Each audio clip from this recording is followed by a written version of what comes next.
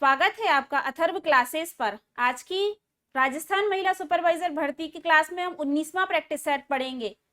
और आज की क्लास शुरू करने से पहले अगर आपने इसके पहले के प्रैक्टिस सेट नहीं देखे हैं तो चैनल पर जाकर जरूर देखिए, क्योंकि हर एक प्रैक्टिस सेट आपके एग्जाम की दृष्टि से काफी महत्वपूर्ण है और आपके एग्जाम के लिए काफी कम समय बचा है। और इस कम समय में आप जितने ज्यादा से ज्यादा क्वेश्चन लगाएंगे उतना आपके एग्जाम के लिए हेल्पफुल रहेगा।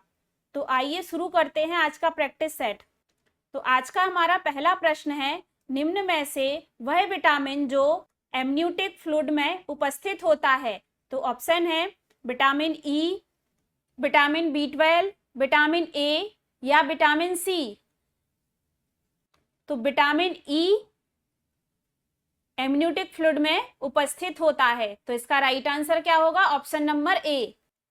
आप लोग भी साथ में क्वेश्चन के आंसर जरूर दीजिएगा। नेक्स्ट क्वेश्चन है, मैरिस्मस रोग किस पोषक तत्व की कमी से होता है? तो ऑप्शन है प्रोटीन, विटामिन, खनिज लवण या इनमें से कोई नहीं।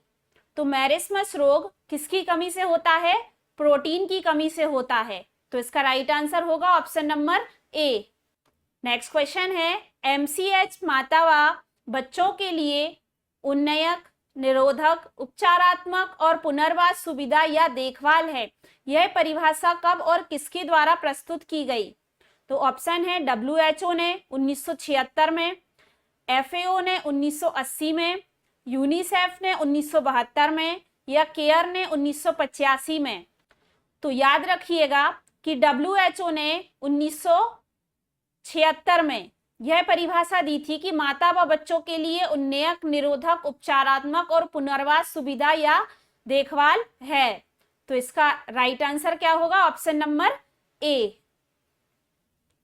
नेक्स्ट क्वेश्चन है, BCG का टीका बाई भुजा पर ही क्यों लगाते हैं? तो ऑप्शन है हृदय स्ननदेह के निकट होने के कारण असर जल्दी करता है, यहाँ भविष्य में इसके निशान को आसानी से पहचाना जा सकता है, यहाँ दर्द कम होता है या उपरोक्त में से कोई नहीं।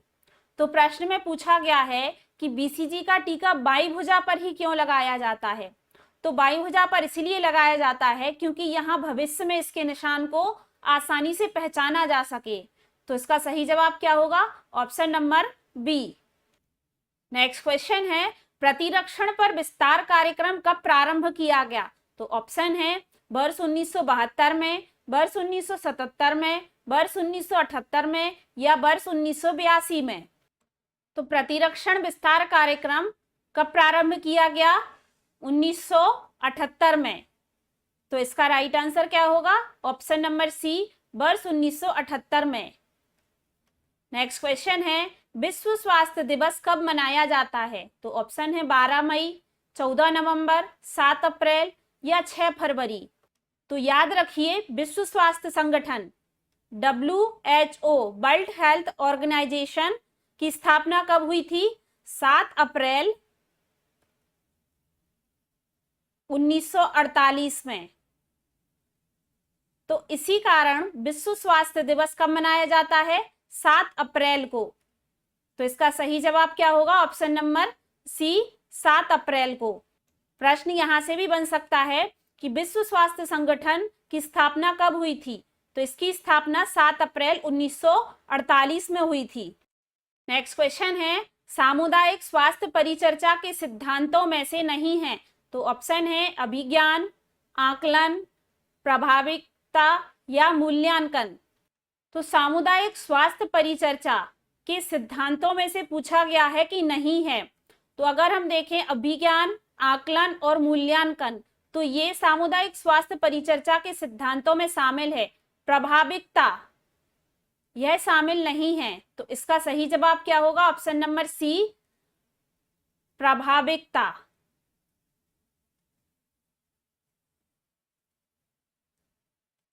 नेक्स्ट क्वेश्चन है, निम्न में से किसी शिशु के हाइपोग्लाइसेमिया होने की संभावना अधिक होती है? तो किस प्रकार के शिशु में हाइपोग्लाइसेमिया होने की संभावना अधिक होती है? तो ऑप्शन है अपरिपक्व और LBW, RH, हीमोलाइटिक शिशु, हेपेटाइटिस ग्रस्त शिशु या एनीमिया ग्रस्त शिशु। तो हाइपोग्लाइसेमिया से मतलब है कि ग्लूकोज की कमी। तो ऐसे शिशु या किसी शिशु के अंदर ग्लूकोज की कमी की संभावना अधिक होगी। तो किस प्रकार के शिशु में? तो जिसमें जो शिशु क्या है, एनीमिया ग्रस्त है, एनीमिया ग्रस्त है, उस ऐसे शिशु में हाइपोग्लाइसेमिया होने की संभावना अधिक होगी। तो इसका राइट आंसर क्या होगा? Option number D. Next question है, निम्न में से कौन सा दुग्ध संचारित नहीं होता है? तो ऑप्शन है हैजा, टिटनेस, एंथ्रेक्स या डिप्थीरिया। तो दुग्ध संचारित नहीं होता है, ऐसा कौन सा रोग है? तो यह क्या है? टिटनेस है। तो इसका राइट आंसर क्या होगा? Option number B, tetanus. Next question है, रूटसेट संस्थान के प्रकार प्रारंभ करने का उद्देश्य क्या है?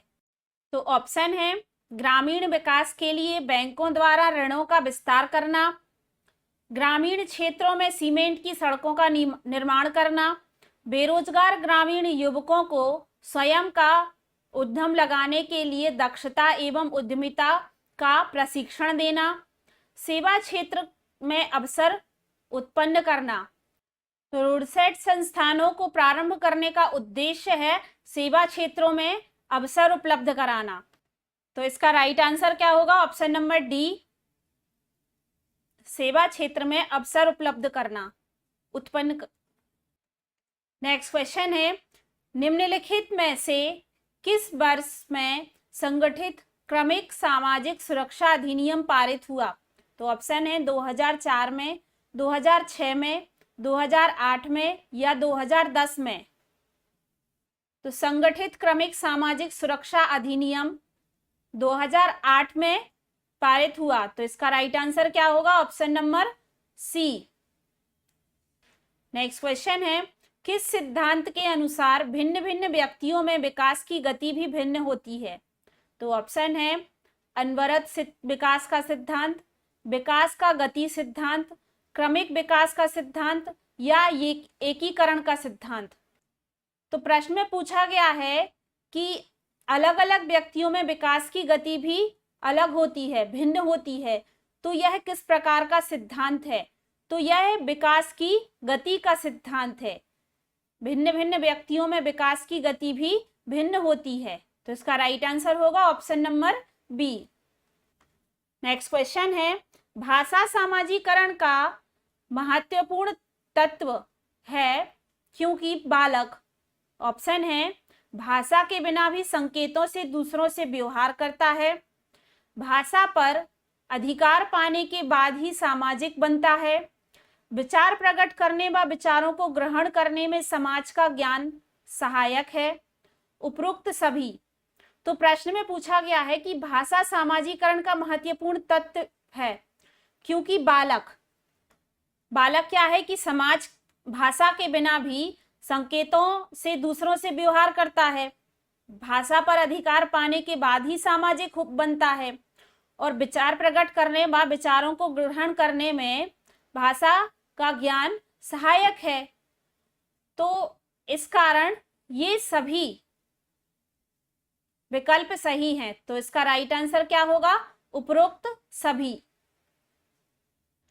नेक्स्ट क्वेश्चन है, बालक के सामाजीकरण में निम्न में से कौन सा कारक बाधक है? तो ऑप्शन है माता पिता का प्यार न मिलना, माता पिता का पक्षपातपूर्ण व्यवहार, अनुचित दंड अथवा सुरक्षा या उपरोक्त सभी। तो प्रश्न में पूछा गया है कि बालक के सामाजीकरण में कौन से कारक क्या हैं? बाधक हैं। तो वे सभी कारक जिसमें बालक को माता पिता का प्यार नहीं मिल रहा है, माता पिता के द्वारा पक्षपातपूर्ण व्यवहार हो रहा है या उन्हें किसी प्रकार का अनुचित दंड या वह असुरक्षित हैं, उन्हें सुरक्षा में कमी है। तो ये सभी बाधक तत्व बालक के सामाजीकरण में क्या है? बाधक हैं। तो इसका राइट आंसर क्या होगा? ऑप्शन नंबर डी, उपरोक्त सभी। नेक्स्ट क्वेश्चन है, ब्रूनर के अनुसार सृजनात्मकता का पक्ष क्या है? तो ऑप्शन है नवीनता, आश्चर्य, मौलिकता या यह सभी। तो ब्रूनर के अनुसार सृजनात्मकता के पक्ष में नवीनता, आश्चर्य और मौलिकता ये सभी शामिल हैं। तो इसका राइट आंसर क्या होगा? ऑप्शन नंबर डी, यह सभी। नेक्स्ट क्वेश्चन है, संवेगात्मक विकास में किस अवस्था में तीव्र परिवर्तन होता है? तो ऑप्शन है शैशवावस्था, युवावस्था, बाल्यावस्था या किशोर अवस्था। तो संवेगात्मक विकास में तीव्र परिवर्तन होता है कौन सी अवस्था में? किशोर अवस्था में। तो इसका राइट आंसर क्या होगा? ऑप्शन नंबर डी, किशोर अवस्था। नेक्स्ट क्वेश्चन है, राष्ट्रीय एड्स नियंत्रण कार्यक्रम शुरू किया गया था। तो ऑप्शन है वर्ष 1987 में, वर्ष 1988 में, वर्ष 1992 में या वर्ष 1994 में। तो याद रखिए कि राष्ट्रीय एड्स नियंत्रण समिति का गठन हुआ था 1986 में और इस कार्यक्रम की शुरुआत हुई थी 1987 में। तो इसका राइट आंसर होगा ऑप्शन नंबर ए, वर्ष 1987 में। और इसी के साथ याद रखिए कि राष्ट्रीय एड्स नियंत्रण संगठन नाको, नेशनल एड्स कंट्रोल ऑर्गेनाइजेशन की जो स्थापना है वह हुई थी 1992 में। तो प्रश्न यहां से भी बन सकता है कि राष्ट्रीय एड्स नियंत्रण संगठन, जिसे कि नाको कहा जाता है, इसकी स्थापना कब हुई थी? तो इसकी स्थापना 1992 में हुई थी और राष्ट्रीय एड्स नियंत्रण कार्यक्रम की शुरुआत 1987 में हुई थी। नेक्स्ट क्वेश्चन है, अधिगम आसक्तता वाले बालक। तो ऑप्शन है बालकों को एक समान दिखाई देने वाले अक्षरों और वर्णों में भ्रम होता है, बच्चों दृश्य शब्दों को आसानी से पहचानते हैं और समझते हैं, बच्चों का मानसिक विकास मंद होता है, बच्चे निम्न बुद्धि लब्धि वाले होते हैं। तो अधिगम आसक्तता वाले बच्चे ऐसे बच्चे होते हैं ऐसे बच्चे जो एक समान दिखाई देने वाले अक्षर और वर्णों में भ्रम होता है, ऐसे बच्चे अधिगम आसक्तता के अंतर्गत आते हैं। तो इसका राइट आंसर क्या होगा? Option number A. Next question है, अधिगम का गुण नियम क्या है? यहां पर है गौण नियम। अधिगम का गौण नियम क्या है? तो ऑप्शन है प्रभाव का नियम, अभ्यास का नियम, बहुप्रतिक्रिया का नियम या यह सभी। तो याद रखिए कि जो अधिगम के या सीखने के नियम हैं उनको दो प्रकार में बांटा है, एक मुख्य नियम और दूसरा गौण नियम। तो जो मुख्य नियम है उसके अंतर्गत 3 नियम हैं, जिसमें है तत्परता का नियम, अभ्यास का नियम और प्रभाव का नियम। सीखने के जो गौण नियम है उसके अंतर्गत 5 नियम हैं, जिसमें बहुप्रतिक्रिया का नियम, मानसिक स्थिति का नियम, आंशिक क्रिया का नियम, समानता का नियम और सहचर्य परिवर्तन का नियम। तो ये 5 गौण नियम है सीखने के। तो अगर हम इसमें ऑप्शन में देखें तो इसमें है बहुप्रतिक्रिया का नियम। तो ये कौन सा नियम है? गौण नियम है। तो इसका राइट आंसर होगा option number C. Next question है, शिक्षा मनोविज्ञान की देन है। तो ऑप्शन है क्रिया केंद्र शिक्षा, बाल केंद्रित शिक्षा, अध्यापक केंद्रित शिक्षा, विषय वस्तु केंद्रित शिक्षा। तो शिक्षा मनोविज्ञान किसकी देन है? बाल केंद्रित शिक्षा की। तो इसका राइट आंसर क्या होगा? Option number B. Next question है, बाल आंतरिक तृप्ति का अनुभव करता है। बालक आंतरिक तृप्ति का अनुभव करता है जब क्या होता है? ऑप्शन है शारीरिक श्रम से, अंतः प्रेरित क्रियाओं से, आत्मविश्वास से या आनुवांशिकता से। तो बालक आंतरिक तृप्ति का अनुभव करता है किससे? अंतः प्रेरित क्रियाओं से। तो इसका राइट आंसर होगा option number B. Next question है, बाल शिक्षण का आधारभूत तथ्य क्या है? तो ऑप्शन है प्रत्येक बालक के विकास की गति भिन्न है, मानसिक शक्तियां अपरिवर्तनीय हो, प्रत्येक बालक भिन्न रूप का हो, यह सभी तथ्य बालक में विद्यमान हो। तो बाल शिक्षण का के जो आधारभूत तथ्य हैं उसमें प्रत्येक बालक के विकास की गति भिन्न है, मानसिक शक्तियां अपरिवर्तनीय होती हैं, प्रत्येक बालक भिन्न रूप का होता है। तो ये सभी तथ्य बालक में विद्यमान हो, तो इसका राइट आंसर क्या होगा? Option number D. Next question है, स्वर संधि का उदाहरण कौन सा है? तो ऑप्शन है बागीस, दिगंबर, रत्नाकर या दुष्कर्म। तो सभी ऑप्शन इनके हम संधि विग्रह कर लेंगे। तो सबसे पहले दिया है बागीस, तो बागीस का संधि विग्रह क्या होगा? बाग धन ईस, यहां पर है बागीस, तो होगा बागीस। तो बाग धन ईस, इसमें कौन सी संधि होगी? व्यंजन संधि होगी। इसके बाद दूसरा है दिगंबर, तो इसका बनेगा दिक धन अंबर, तो इसमें भी कौन सी संधि होगी? व्यंजन संधि होगी। फिर है रत्नाकर, तो रत्नाकर का अगर हम संधि विग्रह करेंगे तो रत्नाकर का संधि विग्रह होगा रत्न धन आकर, रत्नाकर। तो इसमें कौन सी संधि होगी? दीर्घ स्वर संधि होगी। छोटा आ और बड़ा आ मिलकर बड़ा आ बनाएंगे, यहां पर दीर्घ स्वर संधि होगी। तो इस प्रकार राइट आंसर क्या होगा? Option number C, Ratnakar. और एक और ऑप्शन दिया गया है दुष्कर्म, तो इसमें कौन सी संधि होगी? इसका संधि विग्रह बनेगा दुह धन कर्म, दुष्कर्म। तो इसमें कौन सी संधि होगी? विसर्ग संधि होगी। नेक्स्ट क्वेश्चन है, व्यर्थ शब्द में किन वर्णों की संधि है? तो ऑप्शन है ई धन आ, ई धन उ, ई धन ए या ई धन आ। तो अगर हम इसका संधि विग्रह करेंगे व्यर्थ का, तो व्यर्थ का संधि विग्रह बनेगा बी धन अर्थ, व्यर्थ। तो व्यर्थ में कौन सी संधि होगी? यण स्वर संधि होगी। तो जहां पर क्या हुआ है? छोटा ई, बा में छोटी की मात्रा और आ मिलकर क्या बना रहे हैं? यहां पर या बनाते हैं व्यर्थ, बी धन अर्थ व्यर्थ। तो इसका राइट आंसर क्या होगा? ऑप्शन नंबर ए, ई धन आ, ई धन आ से मिलकर बना है। नेक्स्ट क्वेश्चन दिया है, निरोग में प्रयुक्त संधि का नाम क्या है? तो ऑप्शन है स्वर संधि, व्यंजन संधि, विसर्ग संधि या इनमें से कोई नहीं। तो सबसे पहले इसका क्या करेंगे? संधि विग्रह करेंगे। निरोग, तो निरोग का संधि विग्रह क्या होगा? निहि धन रोग, निरोग। तो इसमें कौन सी संधि होगी? विसर्ग संधि होगी। तो इसका राइट आंसर होगा ऑप्शन नंबर सी।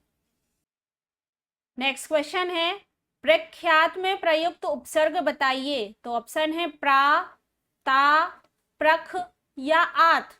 तो प्रख्यात में कौन सा उपसर्ग होगा? प्रा उपसर्ग होगा। तो इसीलिए इसका राइट आंसर होगा ऑप्शन नंबर ए, प्रा। नेक्स्ट क्वेश्चन है, कृदंत प्रत्यय किन शब्दों से जुड़ते हैं? तो ऑप्शन है संज्ञा, सर्वनाम, विश्लेषण या क्रिया। तो कृदंत प्रत्यय क्रिया से जुड़ते हैं। तो इसका राइट आंसर क्या होगा? ऑप्शन नंबर डी, क्रिया। नेक्स्ट क्वेश्चन है, निम्नलिखित में से कर्मधारय समास किसमें है? तो ऑप्शन है चक्रपाणी, चतुर्युग्म, नीलोत्पलम या माता पिता। चक्रपाणी, तो इसमें कौन सा समास होगा? बहुव्रीहि समास होगा, क्योंकि यहां किसी तीसरे की बात हो रही है। यह है चक्र है पाणी में जिनके, अर्थात किसकी? विष्णु भगवान की ओर संकेत है। तो इस यहां पर कौन सा होगा? बहुव्रीहि समास होगा। दूसरा है चतुर्युग्म, चतुर्युग्म में भी कौन सा समास होगा? बहुव्रीहि समास होगा। तो नीलोत्पलम में कौन सा समास होगा? कर्मधारय समास होगा। तो यही इसका राइट आंसर होगा ऑप्शन नंबर सी, नीलोत्पलम। और ऑप्शन नंबर डी, माता पिता, तो इसमें द्वंद्व समास होगा। नेक्स्ट क्वेश्चन है, निम्नलिखित में से कौन योग शब्द हैं? तो ऑप्शन है लेखन, पुस्तक, विद्यालय या योगी। योगिक शब्द हैं। तो पूछा गया है कि निम्न में से कौन योगिक शब्द हैं? तो यहाँ पर विद्यालय एक योगिक शब्द है, तो यही इसका राइट आंसर होगा, option number C. Next question है, जो आंखों के सामने ना हो के लिए एक शब्द क्या होगा? तो ऑप्शन है अपरिमेय, अप्रत्यक्ष, अपूर्ण या अपारदर्शक। तो जो आंखों के सामने ना हो क्या है? वह अप्रत्यक्ष है या परोक्ष। तो इसका राइट आंसर क्या होगा? Option number B. Next question है, अक्ल के घोड़े दौड़ाना मुहावरे का अर्थ बताइए। तो ऑप्शन है विवेक से काम लेना, अपने मन की करना, कल्पना करना या घोड़ा दौड़ाना। तो अक्ल के घोड़े दौड़ाना मतलब कल्पना करना है, तो इसका राइट आंसर होगा option number C. Next question है, काठ की हांडी बार बार नहीं चढ़ती का अर्थ बताइए। तो ऑप्शन है बुरे दिन हमेशा नहीं रहते, लकड़ी का बर्तन अग्नि से जल जाता है, छल कपट का व्यवहार हमेशा नहीं चलता, दुर्भाग्य की मार बार बार नहीं होती। तो काठ की हांडी बार बार नहीं चढ़ती का मतलब है छल कपट का व्यवहार हमेशा नहीं चलता। तो इसका राइट आंसर क्या होगा? Option number C. Next question दिया है, सरवरी का क्या अर्थ है? तो ऑप्शन है लड़की, दासी, सबरी या रात्रि। तो याद रखिए सरवरी किसका पर्यायवाची है? रात्रि का। और रात्रि के अन्य भी पर्यायवाची कौन कौन से हैं? निशा, रैन, रात, यामिनी, रजनी, सरवरी, तमस्विनी। तो ये रात्रि के पर्यायवाची हैं। तो इसका राइट आंसर क्या होगा? Option number D. Next question है, find out the part with which has an error in the following sentence.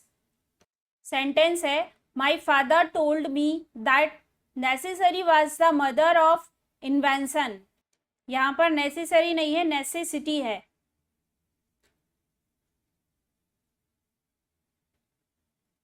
Was the mother of invention. तो ऑप्शन दिए हैं, my father told me that necessity was the mother of invention. तो यहां पर बाज की जगह इसका यूज होगा, क्योंकि जो प्रोवर्ब्स होती हैं वह सिंपल प्रेजेंट टेंस में लिखी जाती हैं। तो यह एक प्रोवर्ब है, तो यहां पर वाज की जगह इज का यूज होगा। तो ऑप्शन नंबर सी में एरर है, तो यही इसका राइट आंसर होगा। नेक्स्ट क्वेश्चन है, whenever she is writing a letter she commit so many mistake. Option है whenever she is writing a letter she commits so many mistakes. अगर हम सेंटेंस को देखेंगे तो whenever she is writing a letter she commits so many mistake. तो यहाँ पर sentence simple present tense में है, तो इसीलिए यहाँ पर इस राइटिंग की जगह राइट्स आएगा, राइट्स अ लेटर आएगा। तो ऑप्शन नंबर बी में एरर है, यही इसका राइट आंसर होगा। नेक्स्ट क्वेश्चन है, I had reached there before he had went out. Option है I had reached there before he had went out. तो यहां पर याद रखिए कि बिफोर के बाद हमेशा सिंपल पास्ट टेंस का यूज होता है। तो यहां पर he had went, तो had went की जगह क्या आएगा? सिर्फ went। तो he went out, before he went out बनेगा। तो इसीलिए ऑप्शन नंबर डी इसका राइट आंसर होगा। नेक्स्ट क्वेश्चन है, fill in the blanks. One of my friend blanks a fine collection of painting. Option है हैव, हैज, हैव बीन या has been. तो यहाँ पर वन ऑफ माई फ्रेंड, तो यहाँ पर वन ऑफ के बाद ये एक्टिव वॉइस में है, तो यहाँ पर सिंगुलर वर्ब का यूज होगा। तो सिंगुलर वर्ब में क्या आएगा? यहाँ पर हैज का यूज होगा। तो ऑप्शन नंबर बी इसका राइट आंसर होगा। तो सेंटेंस बनेगा, one of my friend has a fine collection of painting, तो यहाँ पर हैज का यूज होगा। नेक्स्ट दिया है every students pass blanks examination at the first attempt. Option है हिज, देयर, माई या दीज। तो याद रखिए कि ईच या एवरी के लिए हर या हिज का यूज होता है। हर या ईच या एवरी दिया हुआ है तो इसके साथ हर या हिज का यूज होता है, ना कि देयर या माई का। तो इस प्रकार यहाँ पर किसका यूज होगा? हिज का यूज होगा। तो every students passed his examination at the first attempt, तो इसका राइट आंसर क्या होगा? Option number A. Next question है the police blanks complain against Sohan, तो ऑप्शन है नोटेड, रोट, रजिस्ट्रेड या कैप्ट। तो पुलिस द्वारा किसी के भी विरुद्ध अगर कोई कंप्लेंट की जा रही है तो उसको क्या किया जाता है? रजिस्टर किया जाता है। तो यहाँ पर क्या आएगा? रजिस्टर्ड। तो इसका राइट आंसर क्या होगा? ऑप्शन नंबर सी।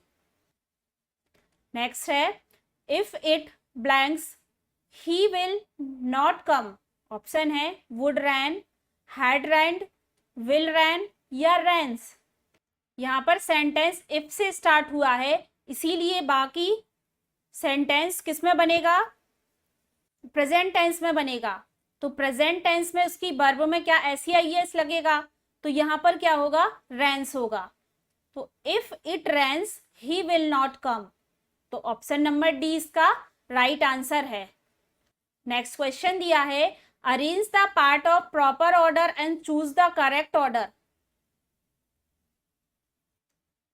तो यहाँ पर 4 सेंटेंस दिए हैं, इसको प्रॉपर ऑर्डर में अरेंज करना है। तो दिया गया है कि फर्स्ट नंबर पे तो सोहन आएगा, तो दिया गया है Sohan Ram who studies in the same school paid the fees of his friend who was rich. तो इस प्रकार इसके ऑप्शन दिए गए हैं कि इसको प्रॉपर ऑर्डर में अरेंज करना है। तो सबसे पहले हमें इसको समझना पड़ेगा कि कहा क्या गया है इसमें। तो कहा गया है कि सोहन, तो पी नंबर वाले सेंटेंस में है राम हु स्टडीज, तो इसमें कहा गया है कि राम का जो पढ़ता था। फिर कहा गया है इन द सेम स्कूल, उसके स्कूल में। फिर कहा गया है paid the fees of his friend, तो उसने क्या करी? उसकी पढ़ाई की जो शुल्क थी वह जमा कर दी अपने फ्रेंड की। तो हु वाज रिच, जो क्या था? धनी था। तो अगर हम इसको प्रॉपर ऑर्डर में अरेंज करेंगे तो इसका बनेगा कि सोहन जो क्या था? धनी था, पढ़ाई की शुल्क जमा कर दी अपने फ्रेंड की, राम की, जो पढ़ता था उसके स्कूल में।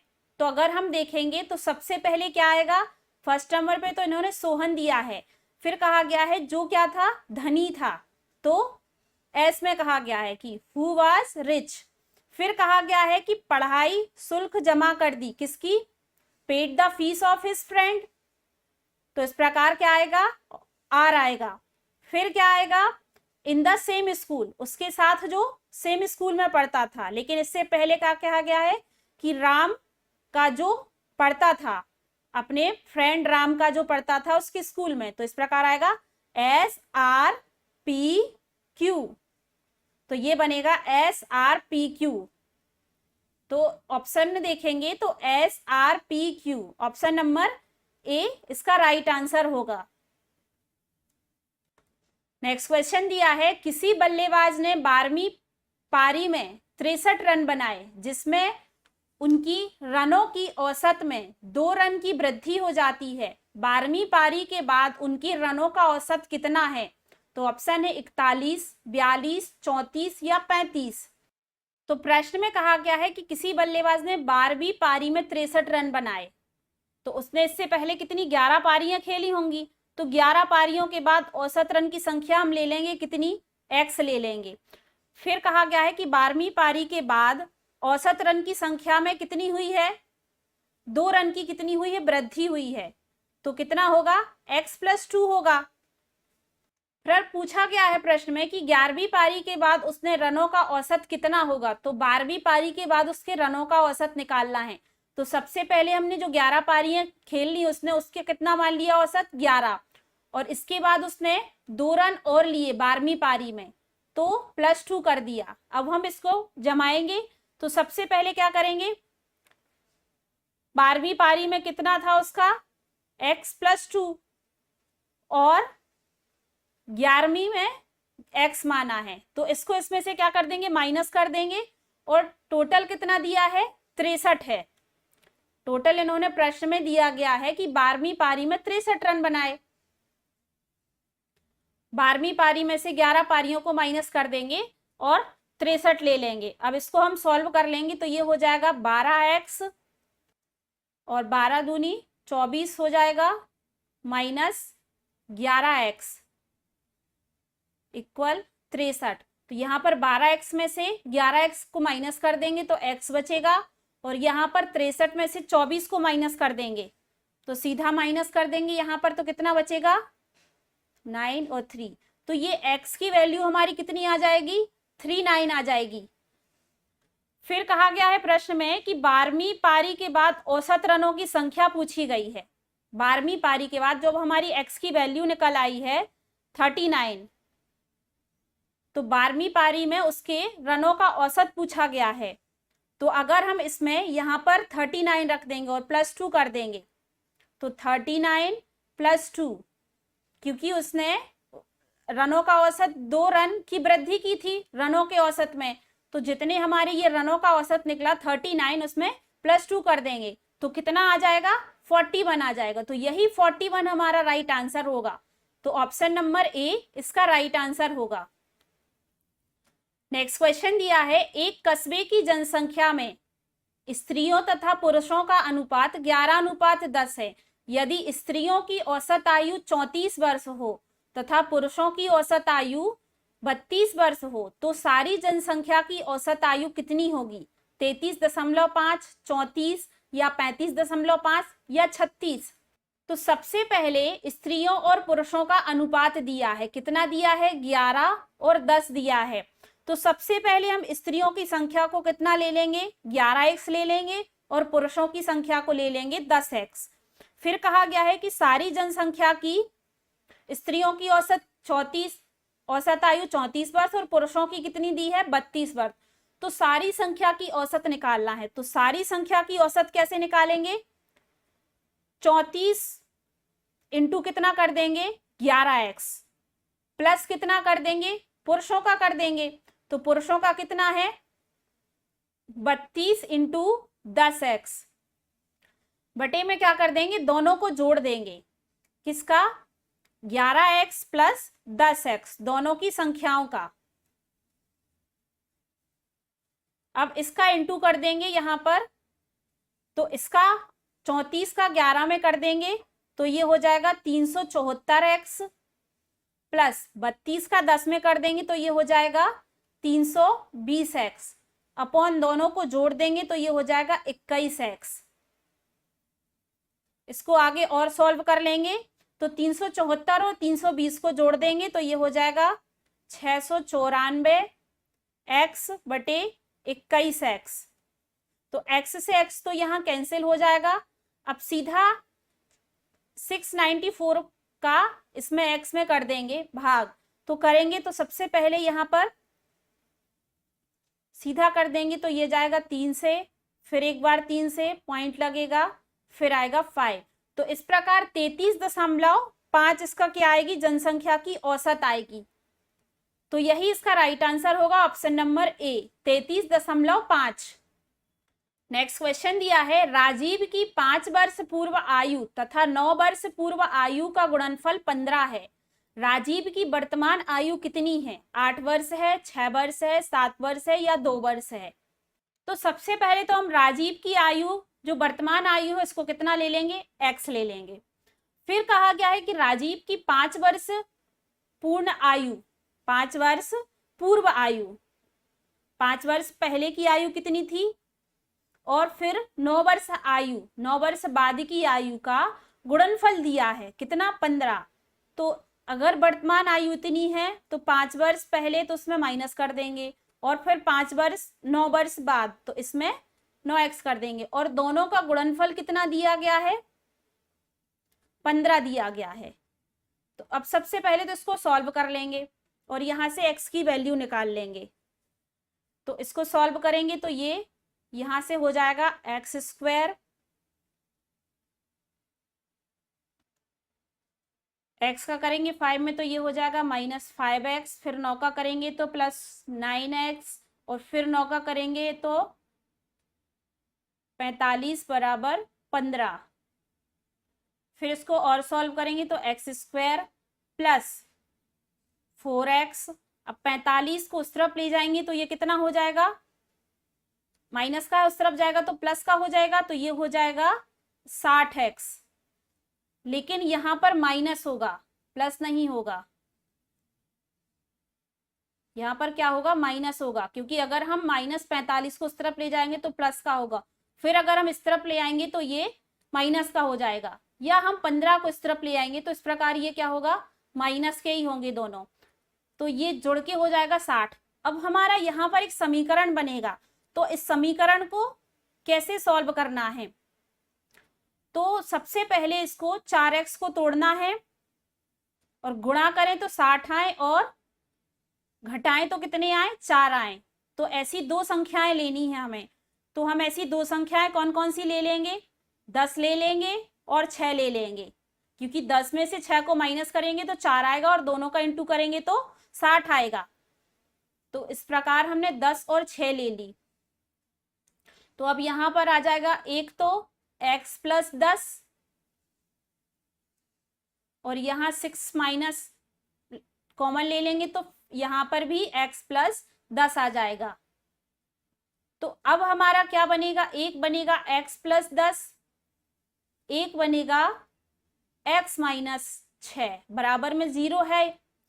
अब अगर हम यहां पर x प्लस 10 एक बार ले लेंगे तो ये उस तरफ जाएगा तो माइनस का हो जाएगा, तो -10 वैल्यू नहीं लेंगे। अब यहाँ पर -6 है, उस तरफ जाएगा तो ये क्या हो जाएगा, प्लस का। तो इस प्रकार x की वैल्यू कितनी आएगी, 6 आएगी।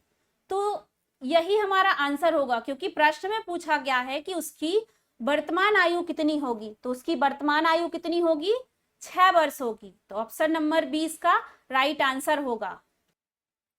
एक बार प्रश्न इसको समझ लीजिए आप। प्रश्न में पूछा गया है कि राजीव की 5 वर्ष पूर्व की आयु और 9 वर्ष बाद की आयु का गुणनफल दिया गया है, तो उसकी वर्तमान आयु निकालना है। तो वर्तमान आयु x ले लेंगे, तो 5 वर्ष पूर्व x-5 और 5 वर्ष बाद की x प्लस 9, दोनों का गुणनफल 15 है। तो इसको सॉल्व करके हमने x की वैल्यू निकाली है, तो जो x की वैल्यू निकलेगी वही राजीव की वर्तमान आयु है। इसीलिए इसका right answer option number B 6 वर्ष होगा। तो आज की क्लास यहीं पर समाप्त करते हैं। आशा करते हैं आज की क्लास आपको पसंद आई होगी। अगर वीडियो पसंद आई है तो वीडियो को लाइक जरूर करें और ज्यादा से ज्यादा लोगों तक शेयर करें। और अगर आपने अभी तक चैनल सब्सक्राइब नहीं किया है तो चैनल को सब्सक्राइब जरूर करें। जल्दी हम अपने अगले प्रैक्टिस सेट के साथ मिलेंगे और आप अपने एग्जाम के लिए ज्यादा से ज्यादा क्वेश्चंस लगाइए। तो इससे पहले के प्रैक्टिस सेट चैनल पर जाकर जरूर देखिए। धन्यवाद।